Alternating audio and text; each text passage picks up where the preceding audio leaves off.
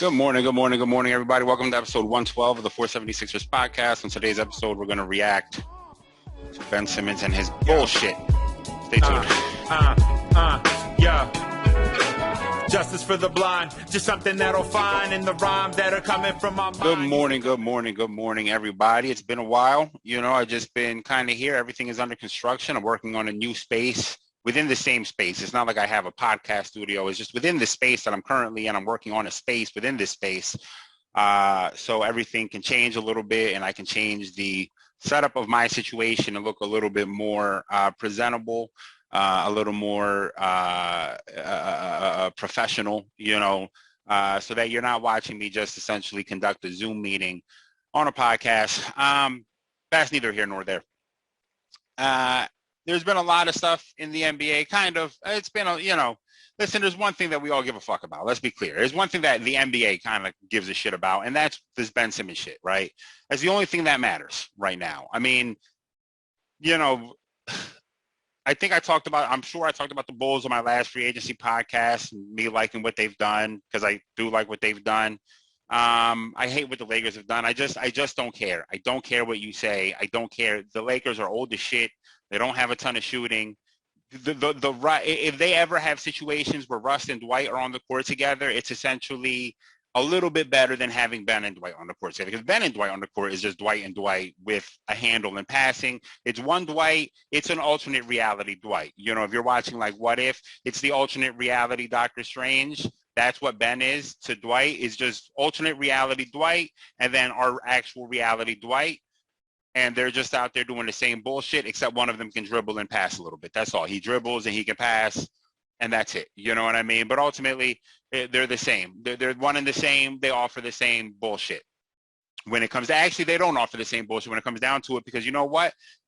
When it comes down to it, Dwight actually, if you remember in the playoffs, I think it was against the Hawks. Was it against the Hawks or against the Wizards? There was a game where Dwight hit 2 free throws down the stretch. 2 straight free throws down the stretch in a kind of a somewhat big moment. You know what I mean? Then we'll get to that. We'll get to that. So the Lakers have signed a million old people, and I'm supposed to be convinced that they're the best team. Somebody said that. Who was it? Who the hell was? I just literally read this morning. Who said that Rob Pelinka is running circles around the league? Why? Running circles around the league doing what? Picking up AARP members? Now he wants to sign DeAndre Jordan. For what? So you're going to have DeAndre, Dwight, Marcus still? You're going to have these 3 assholes? Mark is the only one who's actually good at anything. If we're being honest, he's old, and he seemingly is always overweight. But, he can actually shoot a little bit and, whatever. They signed Rondo, okay, which, all right. Let's take a step back. Let's talk about Ben Simmons. All right, Benny. Benny Blanco from Australia. Benny Blanco from down under. The dingo. The whatever. The left-handed maestro who actually isn't fucking left-handed. Why don't you go to your right hand? Because it's the right hand. The fucking clue is in the title. You're not left-handed. Whatever. But you know what? In pickup games at Planet Fit or wherever the fuck you're playing, what's the spot where everybody be playing? What's the expensive fucking stupid gym?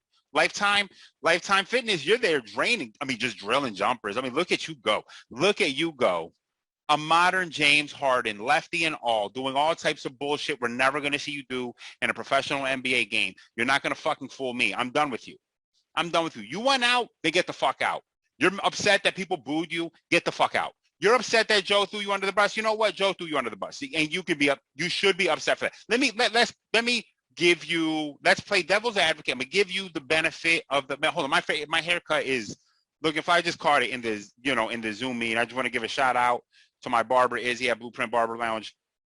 He's out there. If you want that highfalutin bougie cut, you go there. For the bougie experience, you go there. Have a beer at any time. At 10 a.m. in the morning, I'm lit. It doesn't matter. But I'm getting the flyest fucking haircut I'm going to get, and I always leave smelling good. Sometimes he makes me look like I'm going to dance bachata for an hour. Other times, I just feel like I go with the matte finish. That's how I like to be. I like the matte finish. I don't like to draw too much attention to myself because, you know what, being 6'4", 300 plus, that draws plenty of attention anyway. My haircut looks great. Ben Simmons. You went out. Okay, I'm sorry. Let me back you up for 1 second. I'm gonna give you some love here. I'm gonna give you some. I'm gonna back you up here. I'm gonna take your back. I'm gonna grab your. I got you. I got you. I see when I recognize injustice, I step to it. You know what I mean? I step to it. I step through it, and we're gonna get to it. I'm not gonna go around injustice. I see it. It's time to speak on it, right? Joe should not have thrown you under the bus. Joe, be a better leader. This is a learning lesson for you. This is, I'm sorry. Let me go because this is like I've explained this. When me and my son's mother split up, and not to go too far left, but I mean it's too late. I've already started this with a title that is now way too far left. But me and my son's mother split up, and anytime I talk to any prospective people, sometimes it can be hard to understand the nuance of being like, I see how I fucked up in the relationship, and yet at the same time, we did not belong together, right? The relationship was not meant to last. It ran its course. There were mistakes I made, and yet the relationship ran its course. Those two things can exist in the same world. So, Joe, you made a mistake, all right? You should not have thrown him under the bus. However, that relationship is not meant to last. You can see the mistakes that you've made here, but also know you and Ben were not ever meant to play together. Joe, those tweets you put out yesterday, I'm going to be honest with you. You got to be fucking careful. And this is going to go a little political right here, but this idea that the media makes up things, that idea, while this is only sports and we're going to, whatever, and I'm not to get too deep into shit, but that concept that the media makes up things, right? That concept gets used by other famous people because, as I've stated many times on this podcast, when you're rich, people assume that you know better. It's just how it works. So if you're rich and a little bit successful, you have a little bit of notoriety, they're going to assume you know better. I was talking to my therapist yesterday about being how I want to be like some sort of motivational speaker or some sort of, a mentor or a coach for people, a spiritual coach or something to help people talk through some stuff. Because I know a little bit sometimes, right? And I told her how, it's hard because I don't necessarily have the qualifications other than my own experience, my own life experience that I've made it through should be qualification enough, right? But it's hard to get people to believe that. If I could just figure out how to get rich, I don't even need to get rich to just want to be rich. I want to get rich so that I can come and be like, yeah, but I'm rich. And people are gonna be like, he must know what he's talking about. Because that's how it works in this country. If you don't realize that, just think about it a little bit. So when you go around saying that the media is making up stories, that is like wild dangerous. You know what I mean? I know that this is only basketball, and I know it's a little bit less important than everything else. But in the big picture, when you're going around saying the media makes up stories, you're essentially verifying literally the entire Trump administration. You're verifying all these people, any autocrat in the world who essentially is just saying, who has a state-run media and then a regular media that's supposed to hold them to account. And they come out and say the regular media is just making up stories, and they're not. They're just reporting stories. Now, does the media sometimes slant stories? Sure. Does the media sometimes over-report certain stories and under-report others? Sure. But there's not really a lot of situations where the media has made up a story. And also on top of that, like what happened with Dame Lillard a few weeks ago, right? Where the guy said, hey, these are what I'm hearing from sources, and Dame says, you're a liar, essentially. And the guy's like, hey, this is like this is my job. You know what I mean? I can't call your profession into question. I can't ruin your integrity. You know what I mean? I can't ruin your integrity because you're Dame Lillard. You're a basketball player. Your integrity right now is purely based on whether you stay in Portland or whether you leave Portland, and that's it. My integrity, though, is based on rumors and sources that I'm hearing, and because everyone keeps saying calling out sources as some sort of fake shit, and you're essentially assigning fake news, and now you're making my profession untenable. Joe, don't say shit like that, okay? It's fucking obvious you don't like to play with Ben. I mean, there's really not, you know what I mean? I've seen last year, was it last year, I think, in the beginning of the year, maybe 2 years ago? I remember, I'll never forget, because you wanted to bring up shit from 2 years ago and a year ago and all this shit. Okay, let me bring up shit from 2 years ago, because I remember specifically a time when you went up for a rebound, Ben went up for a rebound. You guys kind of jostled for it. Ben took off. Joe, you looked at the bench and said, what the fuck is his problem? I remember that time. Don't tell me that I made that up, because I remember that shit, and I remember thinking, oh, fuck, I don't think Joe likes playing with Ben. I don't think he likes it. So let's not do this, Joe, because I could just pull up instances. We could just literally run it back 2 months ago when you said you thought the turning point was Ben fucking up. You know what I mean? Those weren't your exact words, but that was the implication. The implication. Shout out to Dennis Reynolds. So let's not play that. Let's not do this. Let's not do this. All right? Let's not do. You can disagree with the report. You can say, I would love to know who your source is, but to go around saying that people are lying and shit when this is their job is kind of a dangerous road to cross. That's like a dangerous road to cross. You're undermining the integrity of people that are here to hold other bigger organizations and bigger things accountable. I know this is only sports, but this matters as much in sports as it does in the real world, because once you start letting one domino fall here, once you start acquiescing to these things, then eventually it just undermines the entire fucking thing. That's how it works. That's how any abusive situation works. So don't do that shit. Fuck your tweets. Your tweets is cap. That's cap. All of that was cap. We know it. It's all cap. All right? It's all cap. You're trying to fix a situation right here that isn't really fixable because you already threw him under the bus. And Ben is sensitive. Okay? It's fine. No problem. A lot of people are sensitive. I'm sensitive. I'm sensitive too. Very sensitive. You throw me under the bus, I'm not going to take it well. I'm getting better. If you throw me under the bus, I'll probably take it a little bit better now than I would have taken it, you know, a year ago even. A year ago, you throw me under the bus, then I hijack the bus, and I blow the fucking bus up. It turns into speed 1. All right? Ben, Doc then threw you under the bus the very next day. But let me give Doc some leeway here, who I don't want to give leeway, because Doc, you flip-floppy bitch. I'm sorry, you're not a bitch. I don't know you personally. I'm not going to call you a bitch. You flip-floppy fucker. I don't know if you're a fucker either, but fucker at least is so ambiguous. Who even knows what that means? Right? You flip-floppy fucker, Doc. You threw all of us under the bus when Ben was clearly fucking up in the Wizard series, but because the Wizards are trash, it didn't really matter. And then you threw Ben under the bus for the exact same reasons. We were like, oh, I don't like this. What's up with Ben here? And then you threw him under the bus. Well, that wasn't really intelligent, was it? Can he be a championship caliber point guard? I don't know. I don't know. Now, the thing is to give Doc a little bit more grace, can he be a championship level point guard? Doesn't mean he can't be a championship level power forward or a championship level basketball player generally. But can he be a championship level point guard? The answer is no. Let's be clear. As long as he can't make free throws, I want fuck the jump shots for a second. Fuck the jump shots. Aside from the fact that point guards shoot jumpers, all right, other than Rondo, and that's why you've seen Rondo bounce from place to place to place. And I like Rondo. I'm going to talk about him in a second when I roast Daryl Morey.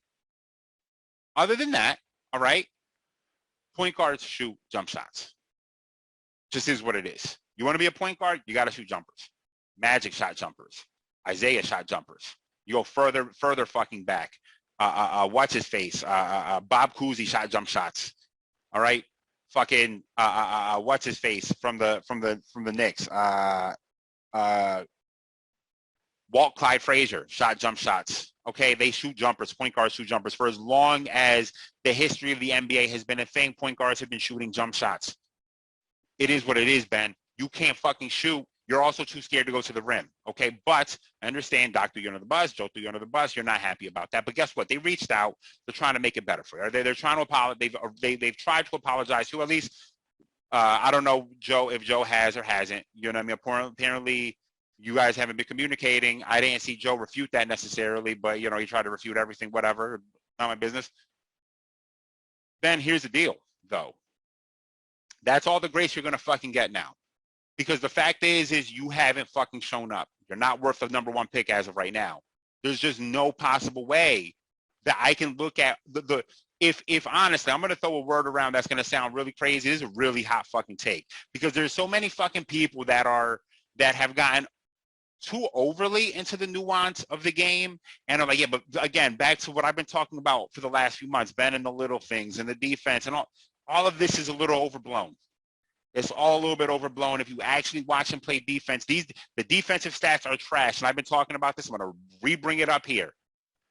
The idea, as they were flashing these stats of Bradley Beal with Ben Simmons defending him, all I remember thinking was, oh, okay, so they attribute wide open missed jumpers to Ben's defense because Ben is the primary defender on that play, gets screened out of the play. Bradley has a wide open shot and misses it. then that is now a plus for Ben. Now, if you play basketball, you know this. I'll throw this little curveball in here. If you play basketball, you know this. When you're a good defender or you play against good defenders, right, a lot of it is about getting you out of rhythm. So if you want to argue that Ben got Bradley Beal out of rhythm, so when he did have open jumpers, he was missing it, I guess you can say that. That's fine too. You can say that if you want. That is something really hard to prove. Really hard to prove that. There's no way you can prove that with a statistic, honestly. You really can't. So if Bradley is shooting a wide open jumper and missing it, and Ben is not within 3 feet of him, I don't really care. It's not really important. You know what I mean? Ben's defense didn't do anything in that situation. All right? Ben's defense, I mean, it's not like he's out there forcing steals and turnovers and doing all this. He does do that sometimes, but he does that mostly when he's in lanes, when he's in space, right? That's really his thing, is being a safety. And I've talked about that, right? Whereas someone like Kawhi, when Kawhi is at his prime on ball defending somebody, I mean, he just causes every single issue. You're not going to have the opportunity to play make like someone like Trae Young was playmaking the entire series. When Ben got switched on to him, it just turned into a Trae Young playmaking situation. He's just going to play make up and down the court. We also lost Danny Green, and as much as people wanted to shit on him, that was a big important loss right there, because he was arguably our second best on-ball defender. At times, if I, again, bring up the first Suns game from last year, for the millionth time here, he was the best on-ball defender in that game. And then once we switched Ben on Devin roasted him. So, Ben, you can't. You want to demand a trade? Fine. Actually, no, okay, yeah, we'll start here. You want to demand a trade? Fine. But where is the humanity in you? Where is the part of you that is, I mean, it's impressive. It's impressive, right? It's impressive to think somebody could make it to the NBA, right? Maybe it's not that impressive. Maybe a lot of players have done this before and that's why they flame out. You make it to the NBA without any form of self-reflection in terms of your game and things that you need to improve. And it just seems to be everyone else's fault to you. How does that work, Ben? So you want to demand a trade? See, like from my standpoint, and again, I can't relate to Ben. I'm not a professional athlete. I've never lived the life he has. I've never talked to the women he's had. He's a good-looking guy. Good for him. Has scars all over his arm. I don't know what he's gone through in his life. Scars everywhere. So I've never gone through what he's gone through. No idea. But I just don't understand how you don't see the problem in your game. I'm not even talking about the jump shooting. That is a different somewhat issue. Again, like I just talked about, every point guard shoots jumpers. But fuck the jump shooting for a second. You don't understand how people can be frustrated with you when you're shooting 30% from the free throw line? You don't understand it? You know, I talked about this the other day, the one play, and I saw this pointed out on Twitter, actually. And then when I ended up rewatching Game 7 against the Hawks a couple of days ago, and there's the big play, I think it's in the second quarter, where, we get a rebound, we get a defensive rebound, we're pushing it on the break, Ben is pushing it on the break, he gets close to half court and immediately gives up the ball to Joe, who's running right next to him. He's running next to him. He gives it up to Joe. Joe takes 1 or 2 dribbles, takes 2 steps and dunks, screams for the crowd. So it works out, right? And somebody had pointed out on Twitter that the reason why that highlight happened was because Ben was too scared to keep the ball. When I rewatched it, I was, oh, you're right. Yeah, Ben was way too scared to have the ball in his hands in that moment. And that's why he gave it up to Joe, the center, who's running in the middle of the court. There is no situation. There is never going to be a scenario outside of Joker. There will never be a scenario outside of Joker where the point guard, quote unquote, the point guard is going to give up the ball on a fast break to his center. There is never going to be that situation unless it's Joker. It's the only time that's actually going to ever be a thing. Other than that, no one would ever do that. Or if Giannis is playing the small ball 5. In that case, they'll give it up to Giannis at the small ball 5. Other than that, there is never a situation where that's, or when Draymond is playing the 5. You know what I mean? Other than that, there's not going to be a situation like that. It just doesn't make sense. Joe's handle is solid, but it's loose. Why would you ever give him the ball in the middle of traffic, in the middle of the basketball court, to go finish a dunk? As a point guard, that doesn't make sense. If you're a real point guard, that doesn't make sense, right? If you wanted to rely on being a point guard, I would say, well, then maybe you can't be a point guard if you thought that made sense. Because the truth is, it has nothing to do with that. It's that you were scared. You didn't want to have the ball in your hands because you didn't want to go to the free throw line. You didn't want to get fouled because it's the scariest situation. You running on a fast break is fantastic, even though you don't fucking do it enough. You running on a fast break is a fantastic situation for our team, and therefore a team going out of their way to foul you and giving up the foul and saying, fuck it, make it at the free throw line is the worst case scenario to you. That's the worst case scenario too. And that's a problem. And you don't really see this logic. Instead, you see that they threw you under the bus. Rightfully, you're angry. And then you request a trade as if nothing that we've seen said about you, it's like you don't understand. You're so enclosed. It's the bubble, right? You're enclosed in your own bubble. You're encapsulated in a bubble of yes, man, of this cocksucker, Rich fucking Paul, who I'll talk about in a second. You're encapsulated inside this bubble, and you can't see your own failure staring at you in the fucking face, and that shit is what makes me fucking sick. That's what makes me sick. I'm over you. I promise you. As Philadelphia fans, we are all over you for the majority. And a lot of these motherfuckers, to be clear, as I said at the end of Game 7 when I did that podcast, you can't jump on the bandwagon now because I saw you guys defending him, capping for him, and all this shit. When I'm like, yo, this is a fucking problem. All through the Wizards years, I said, this is a problem.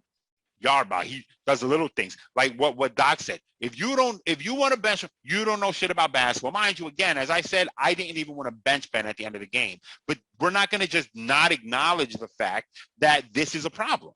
This is a problem. He can't have the ball in his hands at the end of games. Our point guard can't have the ball in his hands at the end of the fucking game.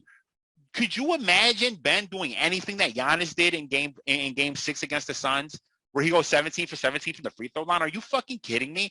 That was one of the most impressive, clutch, thugged out situations I've ever seen on a basketball court.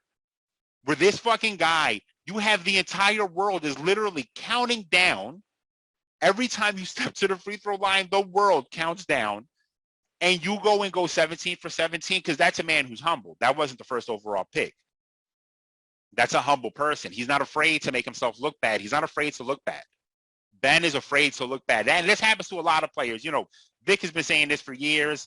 This right here is the most extreme version of it. For years, Vic's argument against LeBron not going to the dunk contest. And the thing is, like, when he would say this, I would be like, this sounds like good logic. But I find it hard to believe that it's true. Like, is this really true? Are these guys this fickle? And looking at Ben, it's like, yeah. And when you look at how LeBron's career played out, you can see the argument there where it's like, yeah, these guys are afraid to look bad.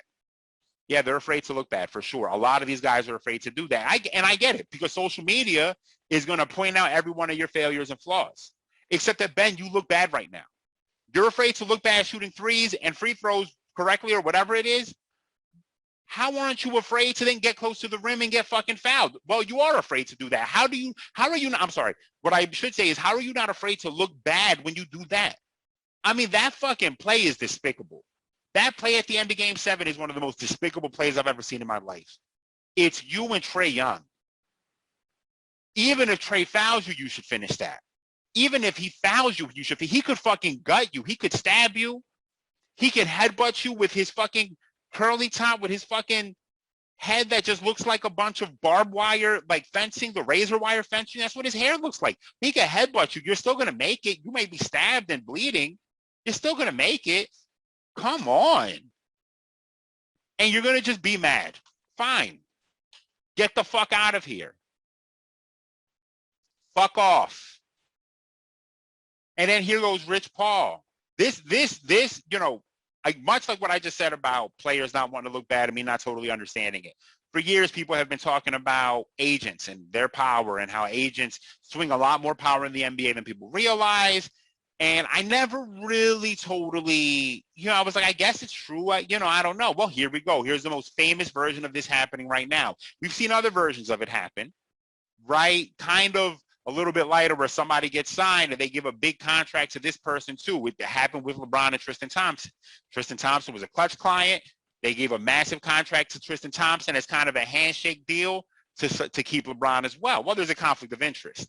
There's a conflict of interest here. There was a rumor that Ben would love to go to Cleveland. I can't even believe that's true.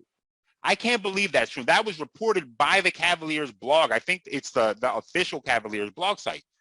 I find that hard to believe that's true, except for if it's Rich Paul, LeBron, this whole clutch situation.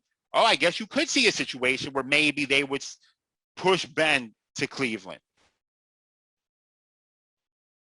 Rich Paul, you need to suck a dick.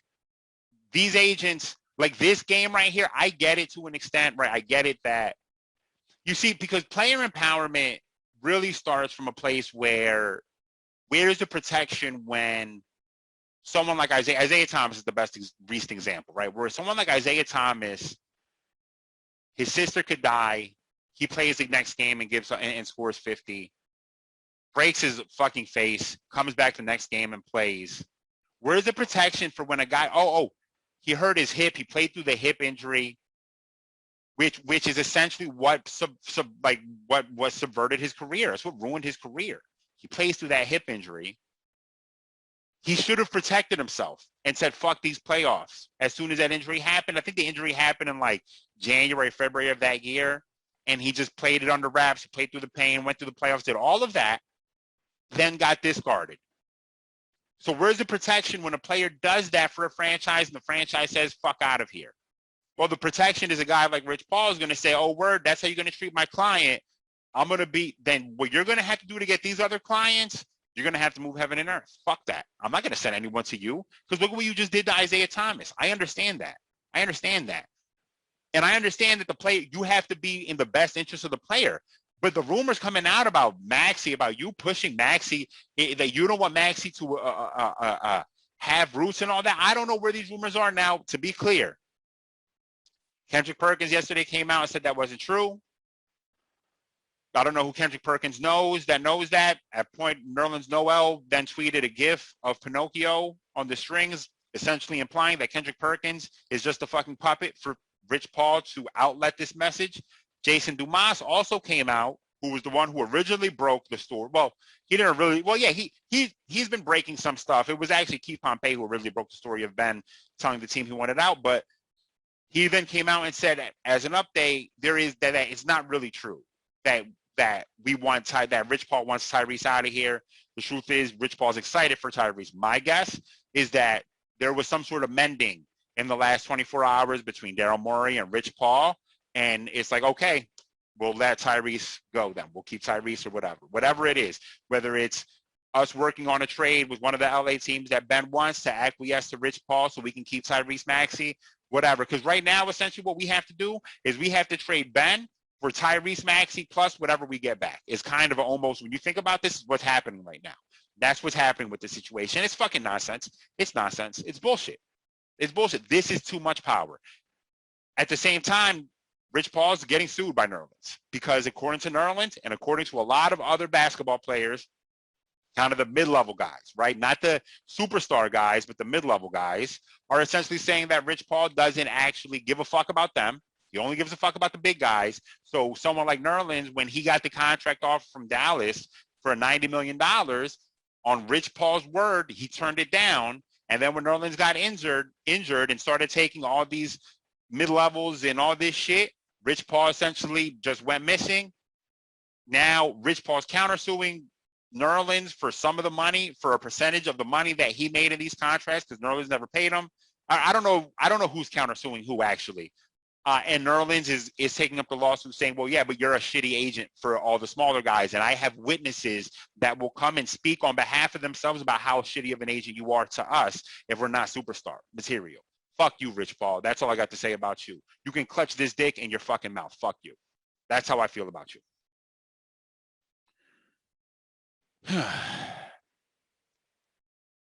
Daryl.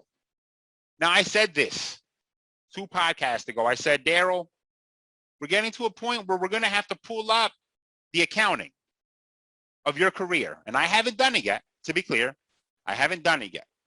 We have to pull up the accounting to your career to see what you've actually done outside of the James Harden trade. The James Harden trade was great. But what did you really do outside of that? I'm going to look at it. I'm not saying that you were bad or good or not. I don't have the history right in front of me, but I'm going to start pulling it up. Because what happened here is a fuck up of epic proportions. Ben told the team 2 weeks ago he wanted the fuck out before it came to a head now. And the reason it's coming to a head now is because we're bullshitting. Because now rumors are coming out that we're prepared to go into camp with Ben. And Ben is like, oh, word, you must not have listened when I told you 2 fucking weeks ago I wasn't coming to camp, bitch. Daryl, you fucked this one up. That's what happened. I'm not going to get into the James Harden thing. At that time, Ben seemed salvageable. It seemed salvageable. If he could just get this free throw thing under, the defense and all these other things are good, figure out the mental part, maybe it works, right? In hindsight, it was a fuck up, but I'm not going to attribute that as a fuck up to you. You know what I mean? It's crazy to think now that we ever questioned that you would trade for one of the 5 greatest shooting guards of all time, arguably, and James Harden. Somebody who, if we had James in the playoffs, well, he would have gotten injured probably, maybe, who knows. But if we had James and Joe, is a whole different situation. That's a different situation against the Hawks than Ben and Joe. A completely different situation. We win that series. And we're talking to the Bucks in the next series, right? Was it the Bucks in the Eastern Conference? Right? Was the Bucks in the Eastern Conference Finals? Yeah, I'm sorry. And we're seeing the Bucks in the Eastern Conference Finals, right? With James Harden versus Giannis. You know what I mean? And Joe versus the world. Was it a fuck up? Sure. That's a hindsight fuck up. A lot of us, I'm not going to just walk back. A lot of people are going to walk back shit that they've been saying. I'm not going to walk back shit that I said. At that time, I said, I don't know if I want to trade Ben for James Harden. Really what I said was, I don't want to trade Ben and Tyrese Maxey for James Harden. I don't want to trade Ben and Matisse for James Harden. If it's Ben and draft picks and some other, just Shake Milton and whatever, okay, I'm down to do that, but I'm not willing to give up Matisse and Maxey. Well, that didn't work out. Now, the playoffs happen. My man crashes, collapses, fails. A failure. I mean, essentially, Ben is essentially the moon that Thanos threw at Iron Man. The biggest brick in the world. And his value gets driven down. And yet, I guess Daryl either didn't watch Game 7, has no idea what happened, it just doesn't, or he's lost his fucking mind. Asking teams for this shit that you're asking for, because now we're in a situation where is our leverage actually? The running theory is that Ben doesn't have any leverage. That's partly true. It's partly true. The problem is when you're talking about the NBA, Ben's contract is worth more money than what he actually brings to the. What Ben brings in terms of excitement, having a player like that brings in terms of selling tickets and selling merchandise and all that stuff, right? That stuff is worth more than the contract. But if you're finding him only for the contract value, you're still losing money. No owner is going to accept that. No owner is going to accept that. So do we really have the leverage? We do for a little bit, but not for the long term, because you have a sunken cost on your team. You're paying $20 million to somebody who's not going to play, and you're finding them, but the product on the floor suffers now because of this weird, dumbass stalemate. This is a fuck up. We don't really have leverage. That's what player empowerment is. We don't actually have leverage because ultimately, one way or another, whether Ben is not playing for us, whether he's holding out, or whether we trade Ben, he's not going to play for us. So you had to trade him. You needed to read the tea leaves because that's your fucking job to do as a GM. As Joe threw him under the bus, as Doc Rivers threw him under the bus, you need to have realized, but again, you're this science guy, you're the analyst, the percentage of this and all this shit. Suck a dick with the percentages for 1 second. Understand that these are human beings. There's a human condition, a human element here that is going to come to the surface that's coming into play here, and you fucked it up now. You fucked it up and you didn't recognize it. And now here we are. So we got offered Brogdon and other shit. You could have negotiated with that without being a dick. You could have maybe gotten Brogdon and Duarte. I would have absolutely loved that. I love Duarte. If you watch the Summer League, I'm a big fan of that cocksucker. Love him. Dominican. An actual Dominican. Now when I call Toby the Dominican, it's actually insulting because I could really refer to the real Dominican on the team. I would have taken that deal. Now, especially in hindsight, but at that time now, I was just saying, hey, go ahead and talk to them because I'm a big fan of Brogdon. an actual point guard. Would have been perfect for Joe. Yeah, you still need more. It's not enough because you still got to work out the Toby shit. I mean, that fucking deal is an albatross. That fucking guy. We're going to be good, though. We'd be good still. Toby scores 20 a game. Brogdon scores 20 a game. Bunch of free throws. Great defender. Very good on-ball defender still. Looking at that deal in hindsight now, I mean, what a fuck up. We'd be lucky if we could get Brogdon now. We'd be lucky if we could get Brogdon now. I mean, that would be a miracle. It'd be a miracle. Or there was the Spurs trade. Something to the tune of DeJounte Murray, and I think they were offering Lonnie Walker. Well, you could have worked with that. You couldn't get DeJounte, Keldon Johnson in their first-round draft pick where they used to draft this dude, the young kid. I can't remember his name right now. You couldn't have gotten that from them. I would have been happy with that. I'm a big fan of DeJounte. Like Keldon Johnson a lot, too. Then you get a draft pick. No, instead you're asking the Warriors for all of their draft picks plus Wiseman plus Wiggins. You're asking the Raptors for Kyle Lowry, for OG, and for Fred VanVleet and picks. You fucked it up, Daryl. You fucked it up. You fucked it up. And here we are reaping what you've sown. I mean, this is a curse. Let me be clear. A lot of people don't believe in curses. I am somebody who, if you know me, I am superstitious.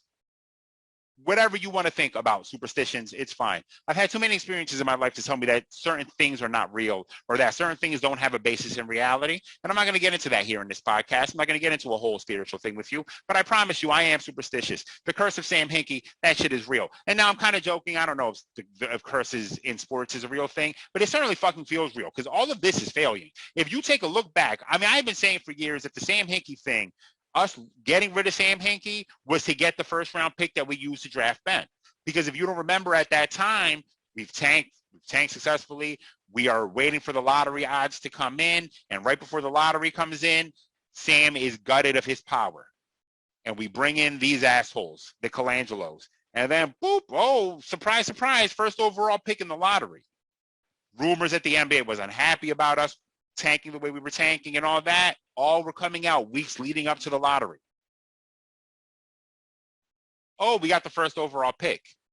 And then we drafted Ben. Sam goes away. And now here we are. Yeah, this is a failure. All of it is a failure. The entire process, all the guys that we drafted, I mean, we've just been gutted. We traded Cov, Dario, and a pick, I think? Was it a pick? I forgot what else. I think Jerry Bayless was in that stupid-ass trade, too. To the Wolves for Jimmy. Jimmy leaves for nothing. Oh, Jimmy leaves for Josh Richardson. We end up trading Josh Richardson for Seth Curry. So, essentially, we traded Cov, Dario for Seth Curry. Cov, Dario, Jerry Bayless, and a pick, I think, for Seth Curry is where we are now with that deal. Right? Oh, that just made me sick thinking about it. Just a bad taste in my mouth. It's awful. And now we got Ben. So we've been dealing. Look at Jeremy Grant. Jeremy Grant, we traded Jeremy Grant for Ersan Ilyasova. And second round pick, I think. That second round pick, I'm pretty sure, without knowing for a fact, I think really didn't turn into anything. Might have turned into shake, which means it didn't turn into anything. Jeremy Grant went from the Thunder to the Nuggets, got a massive contract at the Pistons, averaging 20 points a game. Jeremy would have been better than Toby, to be honest. Then all of these draft assets. We draft Mikal Bridges, the right move. Trade him for fucking the nut allergy. Who knows where he is? I've already forgotten his name. I see his face in my mind. I see his face. They compared him to Dwayne Wade coming out of college. Zaire. Where is Zaire? Where in the world is Zaire Smith? Suffering from a nut allergy somewhere.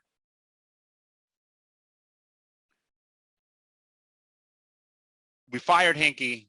We got cursed. And everything is falling apart since. And all we have is Joe, who has tenuous health.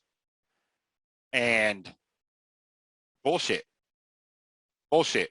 Traded a bunch of all of these guys, the Landry Shaman and whatever the fuck to get Toby, and we just have nonsense. Just have a bunch of bullshit. We have no path to get better. We have to trade Ben now for even more of a fraction on the dollar than it was before because he wants out. Because now he's forced our hands. We don't have leverage. Whoever thinks we have leverage, I think doesn't completely understand what's happening in the NBA right now in terms of agents and in terms of players. We don't have leverage because the longer this goes on, Rich Paul, again, a guy who is in charge of some of the biggest clients in the league. He just signed Zach LaVine. Clutch Sports just signed Zach LaVine, right? So now, as long as this goes on, we may not have hope of getting Zach LaVine. Let's say we could have traded Ben for Zach LaVine at one time. Now it's probably not even an option. Trade one clutch guy for another clutch guy. Rich Paul may not want that. Zach only has 1 year, so if we trade him for Zach, Zach might be the fuck gone next year. I mean, this is, if you don't understand what's happening in the NBA, you don't completely understand that we don't have leverage. The idea that we have leverage is not true. Superstars in the NBA are the currency of the NBA. That's the currency, which sounds awful, honestly, because we're talking about a lot of black people. It almost sounds like slavery. So I don't mean it that way, but it's the fact that superstars in the NBA is what make your franchise worth anything. And if agents control superstars and you mistreat a superstar and that agent says, well, there are no other superstars coming to you from me, then we don't have leverage. And that's the fucking truth. I don't know what's going to happen. I mean, it's fucking depressing. You read this fucking thing right here, that the Kings won't trade De'Aaron Fox and Tyrese Halliburton. Let's be clear. I love Halliburton. I love his upside. Everybody loves his upside. The fact that the Kings are saying, the Kings were terrible, mind you, at this, are saying we're not going to trade his upside for your fucking Ben Simmons. That's crazy to think about. Ben is a 4-time All-Star, 2-time All-Defensive player. Tyrese hasn't done anything yet. Averaged 13 points a game last year. Oh, who is that? Who is that? I tell you, school started.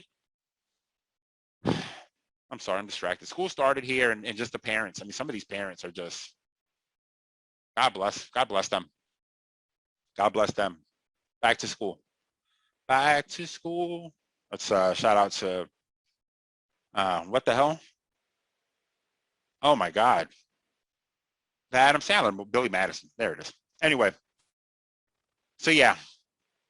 That's depressing. We can't even trade for Tyrese Halliburton. So about they could get offer Buddy and Marvin Bagley. I mean, it's funny when you read the rumors because it's like Buddy and Marvin Bagley, who's blah blah blah blah blah blah blah blah. And what the blah blah blah blah blah blah blah blah stands for is who has not realized any of his potential because he's in a bad situation and maybe he could get better. I'm not trading for that fucking cocksucker. Are you kidding me? No. He's not a cocksucker. I'm sorry. That's crazy that I did that. I don't have any personal ill will towards Marvin Bagley. I'm not trading for Marvin Bagley. We don't know anything about what he is. I'm not trading for Marvin Bagley. He doesn't fit. And draft picks. Hopefully, if we do some sort of Buddy deal, we can get Davion Mitchell. That's the only thing I'm going to say. If you're going to trade for Buddy, get Davion. That's the only way. Davion, Buddy. If we can't get Tyrese and Fox, fine. Give us Buddy and give us Davion. Davion is going to be a good fucking basketball player. That dude is going to be good. Is it enough? No. I mean, the Rondo thing, right? I was thinking in my mind, man, if you trade, let's say you did trade Ben for Zach LaVine, because that was kind of percolating for a little bit. Let's say you did trade Ben for Zach LaVine. You need a point guard. Get Rondo on the cheap. It's a perfect situation. Someone like Rondo who can set everything up, he would be perfect. He'd be great for Joe and great for Zach LaVine. He'd be great for those situations. Is not perfect for us. He's not the perfect point guard. He's older and, whatever his ceiling is, what it is. Not saying it's going to make us contenders all of a sudden, but it gives us a legitimate point guard, though. Now we don't even have that. So, well, that's it, everybody. That's all I got. I came here to spew depression and sadness, and I'm sorry if I ruined your day. But now you know how I felt for the last 48 hours. Everyone wash your hands. Stay safe. Black Lives Matter. Stop Asian hate. Arrest the cops who killed Breonna Taylor. We're fucked. I mean, the Delta is flying through the nation. Yeah, Delta is flying through. We're fucked. We're never going to make it out of here. It's just, getting more depressing. To think that I may be quarantined at home again to watch a Sixers team that has failed me. Sad. Wonder what the Eagles are going to do this year. That's it, everyone. Take care. Goodbye. Justice for the blind, just something that'll find in the rhyme that are coming from my mind. Used to come